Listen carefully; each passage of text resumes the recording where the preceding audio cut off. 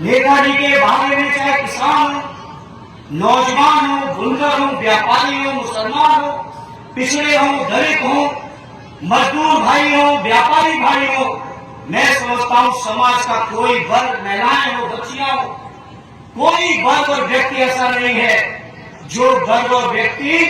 नेताजी के किए हुए कामों से कहीं से छूटा रह गया। आज जब देश के ऊपर हमला हुआ, पाकिस्तान के लोगों ने दुस्साहस किया, हमारे देश के निर्दोष लोगों की जब जान ली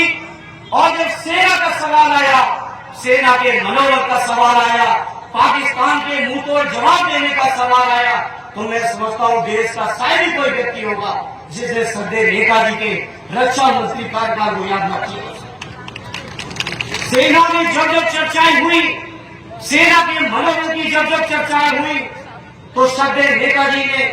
हमेशा सैनिकों का मनोबल बढ़ाया। श्रद्धेय नेताजी के इस श्रीमुख से हमने एक बार नहीं कई बार सुना है, आपने भी सुना होगा। नेताजी ने कहा कि दुनिया की सबसे भारी फौज अगर किसी देश की है तो हमारे हिंदुस्तान की फौज है दुनिया में से भारी। नेताजी ने यह भी हम लोगों को बताया कि जब जब फौज को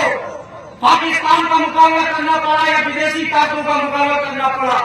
तो हमेशा हमारे हिंदुस्तान की फौज जीतने का काम की, कभी हमारी फौज हारी नहीं।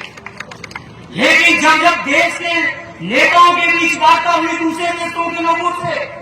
तो उस वार्ता में हमारे देश के नेतृत्व ने कमजोरी दिखाई, हमारे देश की सेना ने कभी कमजोरी नहीं दिखाई। ये सब चीजें हम सबको नेताजी ने सिखाई।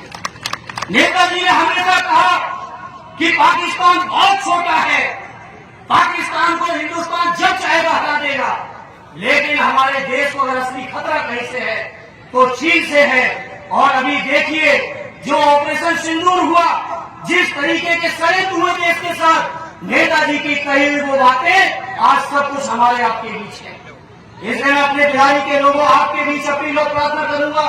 श्रद्धेय नेताजी के जो बताए हुए रास्ते हैं, उनके दिखाए हुए जो रास्ते हैं, उनके बनाए हुए जो सिद्धांत हैं, जिन सिद्धांतों पर चलकर आदरणीय अखिलेश यादव जी पीडीए का झंडा लेकर दलितों का, पिछड़ों का, आदिवासियों का, मुसलमान भाइयों का, किसानों का, नौजवानों का जो झंडा लेके आदरणीय अखिलेश यादव जी चल रहे हैं, उस झंडे को बुलंद करने में मेरे बिलानी के लोगों को कोई कसर न रखना, ये हम आपके बीच प्रार्थना और अपील लेके आएंगे। मैं उम्मीद करता हूँ बहुत जल्दी न केवल ये उपवन तैयार होगा,